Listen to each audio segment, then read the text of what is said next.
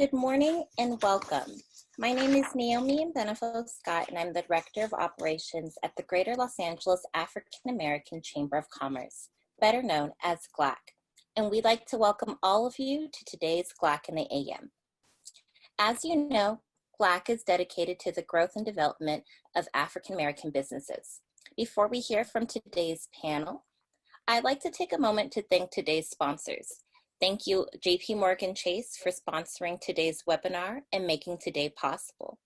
I would also like to thank the rest of the GLAAACC team, Chairman Gene Hale, President Angela Gibson Shaw, Programs Director Chanel Frampton, and our IT technician, Andrew Dillard of Prime SBF's Corporation.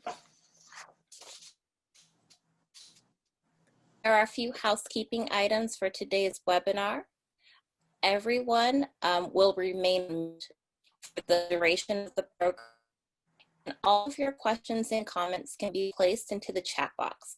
So feel free to say hello and introduce yourself in the chat, as well as ask any questions and leave any comments there. We will have a question and answer portion at the close of today's program. Now let's move right into today's session, Investing in You. We will hear from three team members of the Chase team, and we will start with some panelist introductions and a small icebreaker to kick us off. Panelists, may I have you each introduce yourselves and answer one of the following. What is your favorite TV show streaming right now? or what is your favorite book that you are reading right now? Looks like I'll start with Stacy. She's in my far left corner, so I'll Good start morning. with I'm you. Stacy Johnson, Area Manager for Business Banking with Chase. I just finished the series Little Fires Everywhere on Hulu. We found that to be quite entertaining and suspenseful. But I haven't had a book read yet in the quarantine time, but I did take up gardening. So I now have a little vegetable garden, even though I'm the proverbial brown thumb. It seems to be going along pretty well so far.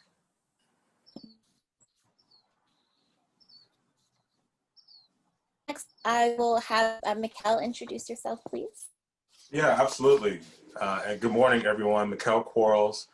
I'm the National Field Manager for Chase Business Banking's focus on underserved entrepreneurs, specifically Black and Latinx companies.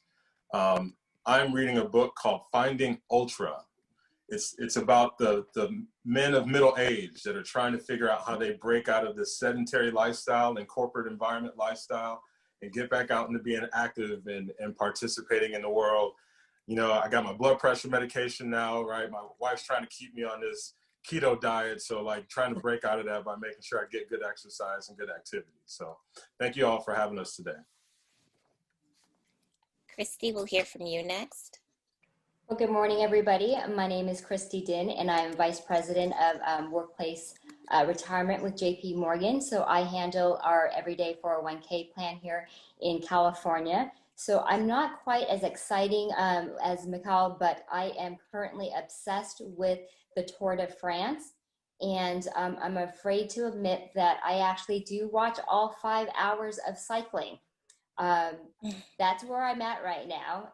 And I'll tell you the one thing that I'm really obsessed with is this is my first time watching it. These guys spend 5 hours on a bike, and I'm really obsessed with what they eat during these 5 hours. And because they're burning 4,000 calories. And by the end of the 5 hours, I feel like I need to eat 4,000 calories. And let me tell you, spectating is really, really hard. But I'm really happy to be here and looking forward to the seminar. Well, thank you all for joining us today. Now that we've had an opportunity to meet all of you, Mikkel will kick us off for today's presentation. Yeah, so good morning, everyone, and thank you all for having us. Really excited to share a lot of different initiatives and efforts related to Chase and the things that we're doing. To do that, we're going to kick it over to Stacy to get us started with some background information, and then we'll move forward from there. Thanks, Mikkel. I was going to share a bit about the Chase Bank journey through the Paycheck Protection Program. Chase funded more loans than any other participating lender in the PPP program. We funded 280,000 loans for $32 billion, affecting more than 3 million employees. 80% of our loans went to employers with fewer than 10 employees. And in that process, we received on the first day 75,000 requests for a paycheck protection loan in the first hour that we opened on April 3rd. By the time the first round of PPP funding ended, nearly twice as many of our business banking clients received loans than the rest of the entire firm's businesses combined. So that was an amazing, amazing accomplishment. And I couldn't be prouder to have been part of the process, but it did come with its challenges, I have to say. We had challenges to our clients and to our bankers. The firm was able to stand up a digital process to take those applications in about 3 days. But there's some important points about that program that I think should be noted. The government required us to process the applications first come, first serve. So in the order received. So our initial intake forms were date and time stamped and needed to remain in that order for funding. The plan was also written by the government and didn't include any of our regular bank criteria for reviewing a loan matter. Collateral didn't matter. The only thing that mattered was, could you document the taxable payroll expense through your company? And that proved to be problematic mostly for our sole proprietors and single member LLCs who historically did not document their pay. It was also problematic for businesses who maintained independent contractors. They were deemed ineligible under the program rules. But we learned a lot through those challenges. We learned that although thought we were communicating well with our customers, we decided that we would step up the communication going forward. We now communicate via email on a weekly basis. We update our site as new information becomes available so that everyone is aware of where we are in the process at all times. So I wanted to talk a little bit about who we helped. Now, I said earlier that the government said we needed to maintain the applications first come, first served. And in the first hour, we received 75,000 applications. I spoke with a gentleman, Joe, who's a franchise owner from Central California on April 4th. He submitted all of his information. We got his application through, approved. He was funded on Tuesday the 7th. Joe was so happy. He sent a really nice thank you note. And he inquired about a friend of his, we'll call him Joe, who, or John, who was also a franchise owner. And John had gotten his intake form on the first day, but around noontime. So that was 3 hours later. So essentially, John was number 225,000 in line. So with that kind of number, we weren't able to get his processed in the first round. And he was frantic and frustrated. He was trying to pay his employees and not tap too much into his personal funds to keep things flowing. But it was just the way the plan was written. And this was the type of frustration that was caused by the way the program was administered.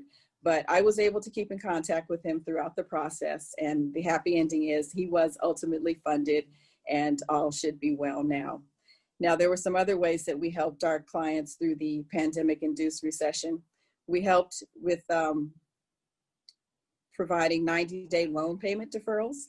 We provided fee waivers and fee refunds.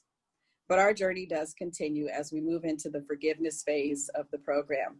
We've got another digital process to maintain the applications. We're deploying our business relationship managers to meet with our clients at least twice ahead of them submitting their application to make sure that they're very, very prepared and have all the information and have filled out the government forms properly so that there's no issues in getting as much of the funds forgiven as possible. So we have packages that we can send out via email. Everything is uploaded at chase.com/cares. And we just know that preparation is the key. So we are making sure that our people are working with our clients to make sure that they are prepared. So although that work was very difficult for us at points and frustrating for everyone, JP Morgan Chase stepped up to assist small businesses when they needed it most. We provided most needed capital to those companies that are the heartbeat of our economy. And as the leader in the industry, we continue to be client obsessed. And I invite those of you who are not yet Chase clients to join our family and become the object of our obsession. And now I'd like to kick it over to Mikhail to talk about his new endeavor with Chase. Yeah, thanks, Stacy. And I'll just echo as we get started that comment.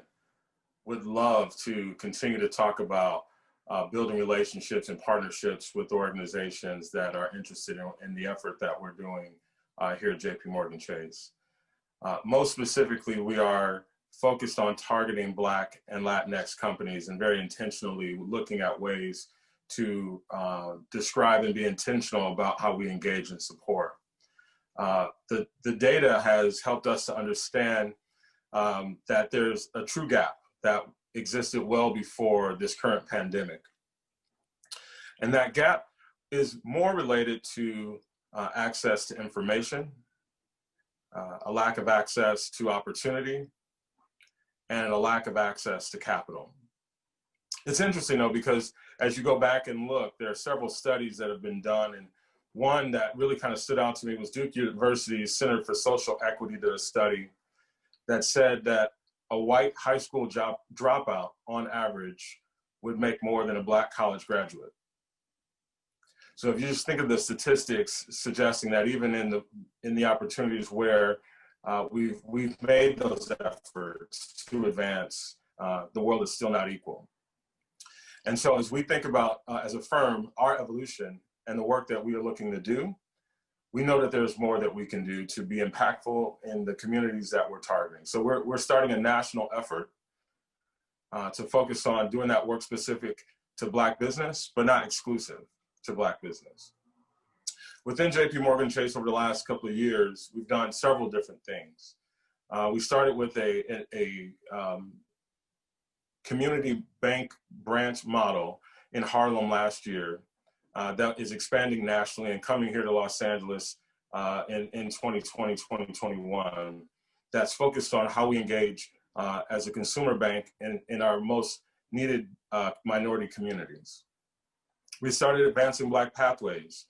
Women on the Move hosted many efforts to understand the plight and struggles for minority business owners and minorities as they engage in opportunities for education, opportunities for jobs, etc. It's also important to know that we've given significant dollars to the current pandemic. Stacey talked about the PPP effort and the work that's been done there. It's also important to know that as a firm, we have deployed over $200 million to CDFIs to support the operational needs of those organizations, as well as the opportunity to provide capital to small business owners nationally. We've also made a 5-year commitment to continue that effort as we continue to look at ways to deepen the opportunity for us to provide resources in the most needed areas. What my team's doing specifically is looking at how we bank Black business. And so what I mean by that is, as a financial institution, do we have the correct products and services to address the needs and opportunities? Are we looking at the correct resources that help us to connect with opportunities for supplier diversity? How do we help business owners to understand the value of being a registered, certified MBE, MDE, MDI? How do we continue to think about the resources and how we tie that back to the city of Los Angeles, for example, who's JP Morgan Chase funded a study that is actually the catalyst for the city of Los Angeles changing their procurement process, which we look forward to being able to share more about as we get closer to those final decisions. And then it's also the access to capital. So Stacey talked a little bit about PPP. It's also important to know that in addition to that, we're looking at our internal credit box, what are the solutions that we should be doing internally, and also the partnerships with external organizations where we can come alongside, provide that capital, provide those resources, and make capital, make capital available to Black and Latinx communities. And so I'm really excited about the work that we're doing and the direction that we're headed. And with that, I'll kick it over to Christy. Thank you, Mikhail. So you heard a lot from Stacey and Mikhail about the banking side of it. What I'm going to talk to, and I'm going to pivot over to, is talking about retirement, and more importantly, with retirement and investing in yourself. So what we've learned over the years is that most small business owners rely on selling their business as a means of retirement. And we don't think that's a really great idea. Especially now, given the environment that we are in. If COVID has taught us anything at all, you don't know what to expect. And so it's good to be prepared. Let me give you an example. A great friend of mine, her father started a gymnastics studio in Torrance in 1985. It did really, really well. He has since passed. She's taken it over for over 20 years now. And if you have kids and you know how expensive gymnastics lessons are, she had over 400 students. But because of COVID, she unfortunately was forced to close down her doors, even though her whole retirement plan was to sell the business and then go travel. But unfortunately, that's not available to her now. And with a blink of an eye, she's literally lost everything. So it's really a good time to start thinking about investing yourself through a retirement plan. There are also state mandates that I'm going to talk about that will require you to have a retirement plan in place. But before I talk about that, I'm going to just refer back to John's situation that Stacey mentioned, where he put his application in a few hours later and missed the first deadline, so he had to wait a little bit. So in a lot of situations where businesses already had a 401k plan in place, the CARES Act actually allowed for business owners to either take a loan or withdraw from the 401k plan and defer payment to a later date, as far out as a year, just to bridge the gap between getting their PPP loan. So I'm going to pause there and I'm going to talk about the state mandate. So in the state of California in 2016, they passed legislation that will require all business owners or all companies with 5 or more employees to have some sort of retirement plan in place. And the reason for that is because there is a wide gap between employees and Americans who actually have retirement plans in place. So there are actually some pretty steep fines if you don't have a plan in place. So let me give you what the deadlines are. So it is a rolling 3-year time frame. So the first deadline here is in just a couple of weeks. So if you have a company that has 100 more employees, that deadline is September 30th of this year to have a retirement plan in place. If you have 50 or more employees, that deadline moves to June 30th of 2021. And if you have 5 or more employees, that deadline pushes out to June 30th of 2022. So let me repeat that. So if you have 100 or more employees, it is September 30th of this year. If you have 50 or more employees, it is June 30th of 2021. And if you have 5 or more employees, that deadline is June 30th, 2022. So there are some, as I mentioned, there's some steep fines and penalties if you miss that deadline. So if you go 90 days past that deadline without a plan in place, there is a $250 per employee fine. And then if you go 180 days beyond that deadline, there is an additional $500 fine per employee, and it is both part-time and full-time employees. So you want to make sure that if you fall into any of those deadlines, that you do have some sort of retirement plan in place. There are 2 options to choose from. One is the state-run CalSavers plan. That is a payroll deduct Roth IRA. There's no cost to the employer for that. Or you do have the option into going into the private space and offering what's called a 401k plan. So that is the end of what I'm about to say, and I'll pivot back to Elena. Thank you so much, Christy.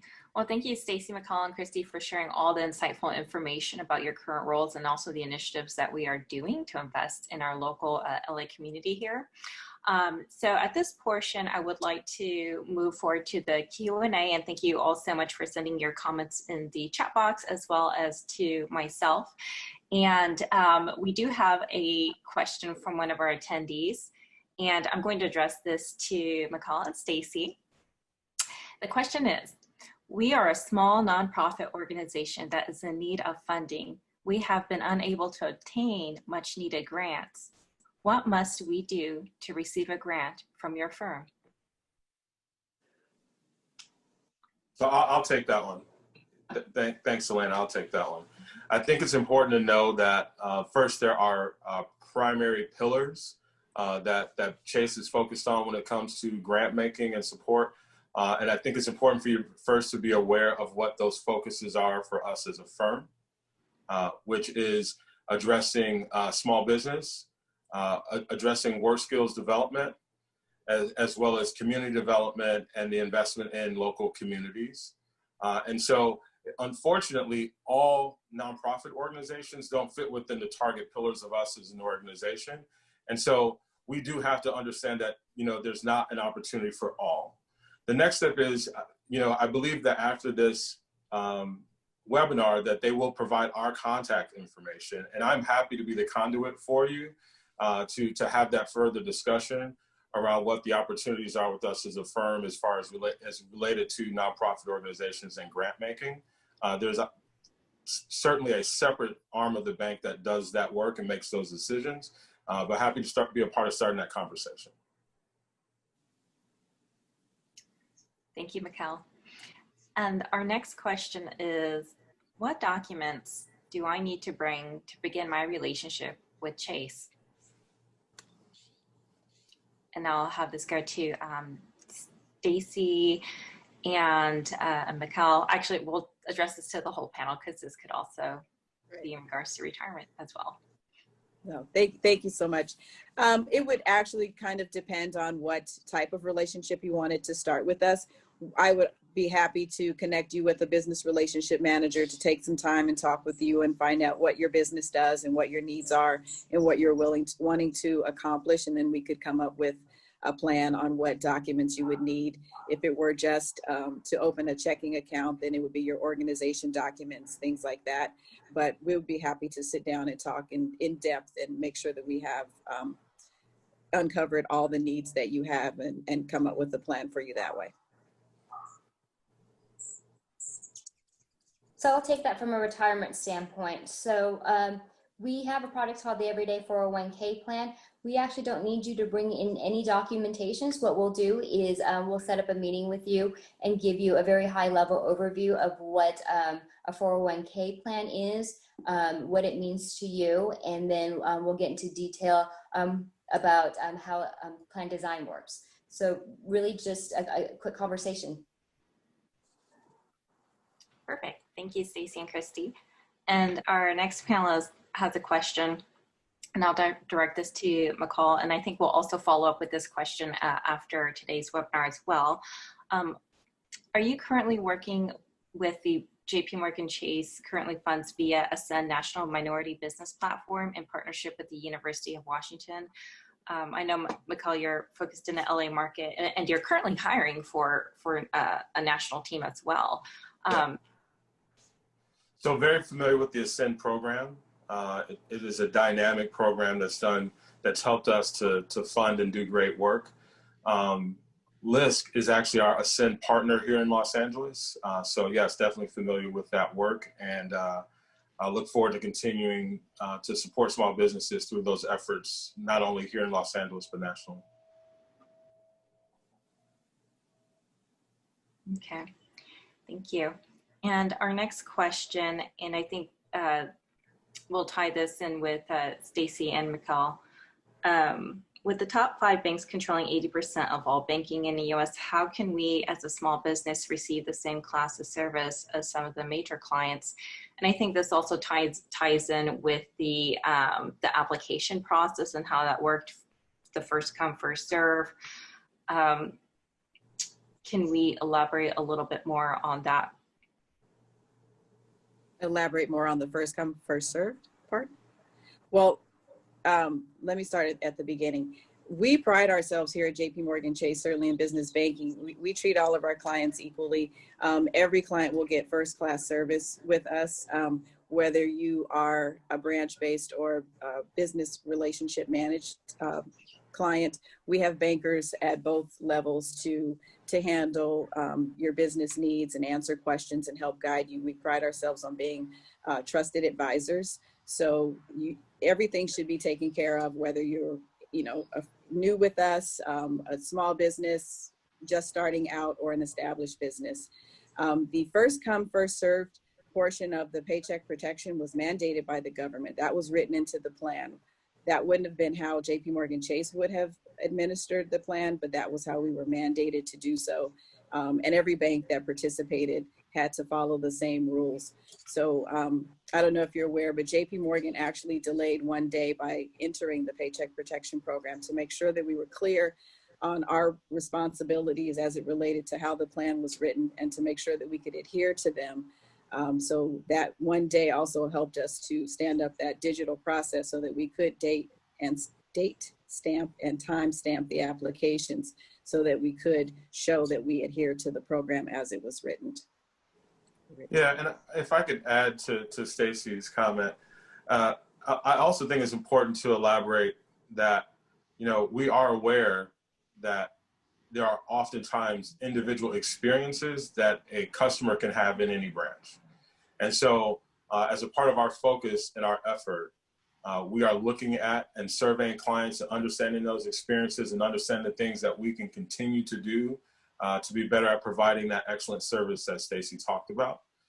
It's also important to understand in the small business space specifically, part of the reason why our team is being built is to provide the one-on-one mentorship and coaching of both Chase customers and non-Chase customers to provide the additional education and knowledge and capacity of small businesses so that when they have a need and opportunity from the bank, they have clear understanding of their ask and the use of that ask and how that's going to benefit their business long term, which is oftentimes the gap that business owners have when they first choose to interact with us, is that they are at the moment of that need, and the preparation is sometimes an opportunity. And so the work that we have the opportunity to do now to mentor, coach, and educate helps us to make sure that those needs are clearly laid out and clearly understood.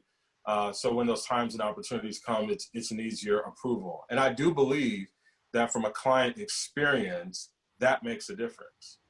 The opportunity that when you walk in, you know what it is you need, you know what the value of that request is to your business, you understand the impact of that request. It creates a completely different conversation, discussion, and direction for that request with the bank. Otherwise, we're starting at the beginning, and if it's an immediate need, it may not always be able to be solved for. And so that's part of the work that we're looking to help support, because we do understand that knowledge base will be extremely impactful both to the experience of our customers, and then the ability for us to deliver the best class service, as well as the resources that are needed for the small business. Thank you so much, Stacey and Mikkel, for answering that question.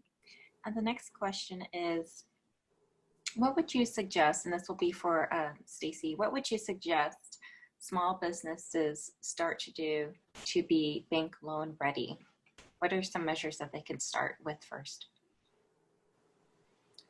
I think to go along with what Mikkel ended with, to be sure and clear of what you need, have a plan, make sure that you can itemize what that plan will need financially, how much you can inject yourself, and then to be sure to pay attention to your balance sheet. A lot of businesses focus a lot on their profit and loss statement, but not a lot on the balance sheet. And the balance sheet is actually the heartbeat, the health of the business. So we look at that and we can glean different trends and kind of predict future activity on the balance sheet. So to make sure that you're balanced and looking at your entire financial picture. Thank you, Stacey. And this is also going to be directed for you, Stacey and Mikkel. Is it easier to get a loan or a line of credit, or are those the same? Yeah, great question. They are not the same, and they're not equally easy to get. A term note is typically used to acquire assets. So the use of the term note and the acquisition of an asset creates the collateral needed to support the request, right? So the same way as when you purchase a vehicle, use a term note to do that, you wouldn't use a line of credit to purchase a vehicle, right? So same notion. And then that asset then properly positions the bank to understand the risk that they're taking on, in addition to the other factors related to that request. The difference in a line of credit is the collateral portion is typically less direct. You're looking at accounts receivable, you're looking at inventory and other things that are not always directly aligned and clearly available as a source of repayment. And so that makes a difference in the bank's ability to make a decision on using the line as a use of access to capital. But to the comment that Stacey and I were making earlier, what you choose should be based on the need and not the product, right? And so understanding the need for the business and understanding the use of the capital, and then understanding the impact to the business for that capital, right? So a line of credit should be specifically used because you have a business that is going to invoice and be paid on terms, which says that there's a gap between when you create that contract and begin the development of that product or service and through to the point where you're repaid for it. there's a significant time gap there that elapses 30 days. Because of that, a line of credit is an appropriate product. If that's not the case for your business, then other tools should be the primary discussion point for what you're looking to talk to the banker about when you're having that conversation. Thank you so much, Mikkel. And our next question is also about in regards to documents and being prepared to start a relationship with Chase. What are some other documents you review to assist risk when lending a loan? Yeah, I'm not sure if I understand that question clearly. I guess we'll start with the C's of credit, right? Character, collateral, cash flow, right? As the three primary determinants. And so if I understand the question, it may be related to how are we assessing character, which is the business owner's ability to demonstrate their capacity to repay. And I believe that might be the question, but I'm not exactly sure. And so what I could tell you is, as a financial institution, that assessment is done in varying ways depending on the product, service, use of product or service, historical performance. But it's also something as a financial institution we're continuing to reevaluate. As I mentioned earlier, we are looking at our credit box to understand how we provide access to capital and what are the other uses of that evaluation. But it's not something I could kind of lay out in a webinar form to really have a deeper discussion on. Thank you. And so that was what they were looking to hear. Perfect. So if there's any more additional questions, we'll be happy to follow with after the webinar if you would like to input into the chat. But thank you again so much, Stacy and Christy and Mikkel, for answering our panelists' questions. We really appreciate your time. And so Elena, can I just add one last thing? I think it's also important in that question around capital, because it was nonprofits there was a discussion that asked around grants, right? And then there was a question around loans. I think it's also important to understand that in the life cycle of a business, there will be a different use of capital based on where you are in the life cycle of the business and the need related to that, right? So a lot of times, what you see in venture capital investments to startups is an equity investment, right? So that person's taking a risk along with you as the owner of the business. They're taking an equity stake in the business related to their capital investment, kind of like what you see on Shark Tank, right? And so grants would be something that could be programmatic or could be more related to general operating costs, typically in the nonprofit space, but you see examples with COVID of other grant options that are available to for-profit companies. But again, those are also in the form of an equity investment in that business, but sits on the balance sheet very differently. Debt is solely based on the capacity for repayment. The expectation is that within 30 days of you having access to this capital, repayment begins.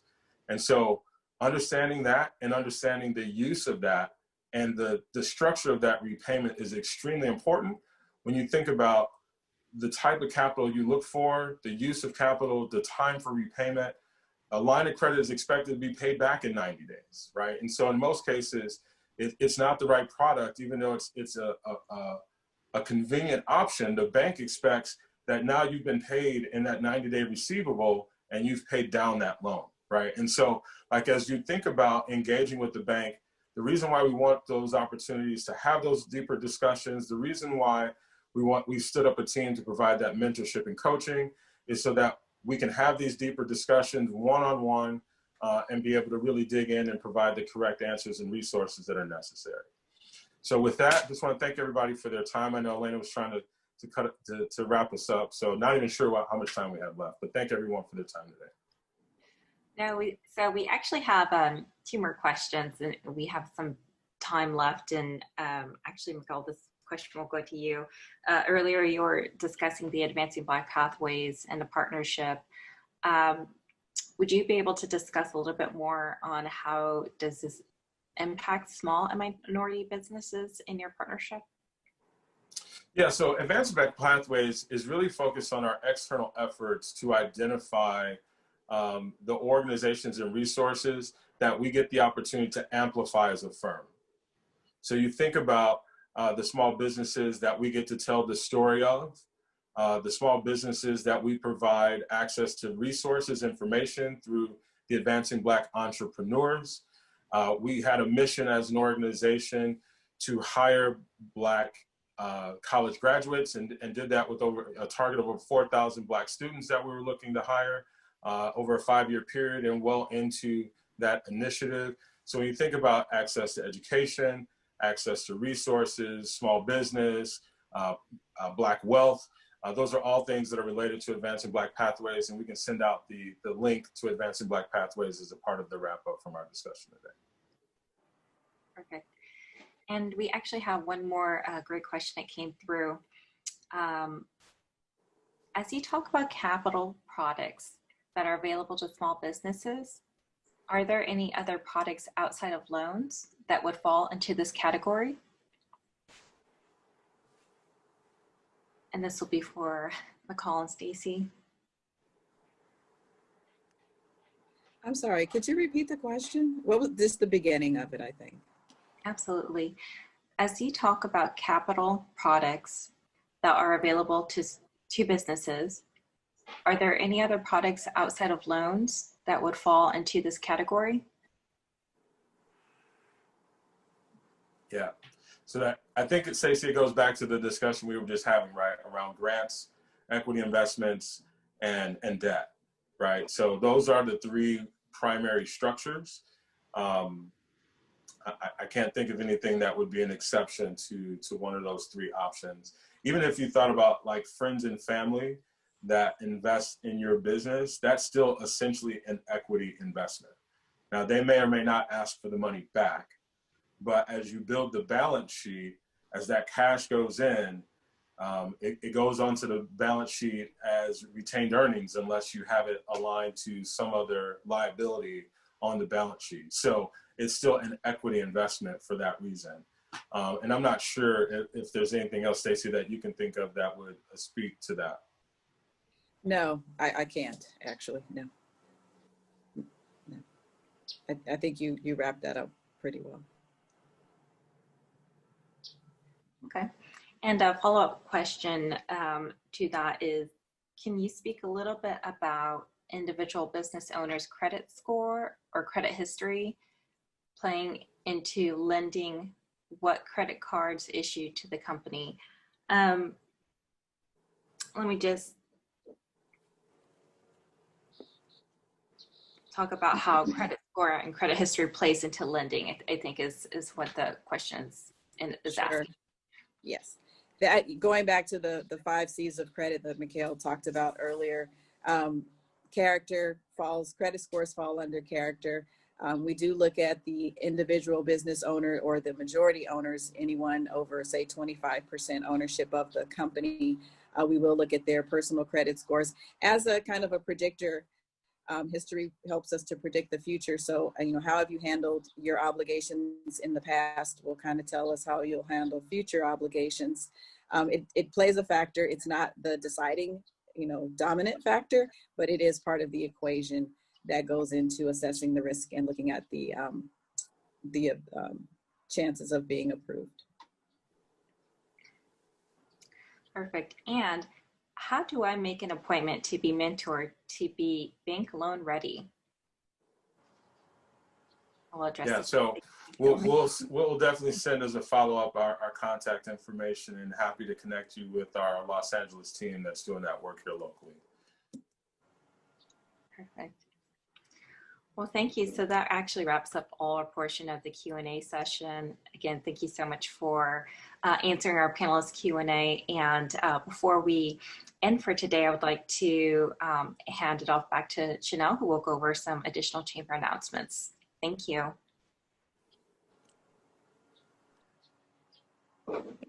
Yeah. And sorry about that. Thank you, Elena, and thank you everyone for joining us today for our Investing in You panel. And thank you, JP Morgan Chase. You guys did an excellent job today. And so thank you for sharing all the knowledge of your mentorship opportunities, as well as your loan opportunities and retirement. And I know that those that were able to watch this webinar today will be able to contact you. We will be sending out a recording of this afterwards, as well as everyone's contact information. So if there was a question that you weren't able to ask today, feel free to send them a direct email. You will have their contact information as well. So in addition, we just ask that everyone join the chamber. We have an offer. We have an amazing membership. We offer a lot of workshops, as well as GLAAACC and the AMs and technical assistant workshops that can help small businesses and continue to help those during COVID-19, and to help with attaining grants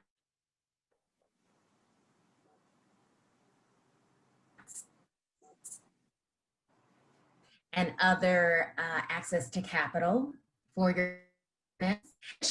It's to schools of Washington Prep, Crenshaw High School, Jordan, and Dorsey. So we have more information, and hopefully, Mikal, we can get some of our students to work at JP Morgan Chase. I heard you say that you had a lot of college students involved in JP Morgan. So I would love to create a pipeline with that, with some of our students, to make sure that they have internships and positions as well. So again, thank you all for joining today. We will be sending this out via email, and we just encourage you to join the chamber. We are all stronger together, and we're gonna get through this together. And so with us partnering, definitely we will be able to come out of this and make sure that we have the resources and the capabilities to keep growing and to be stronger. So thank you so much. And that concludes our webinar for today. Thank you.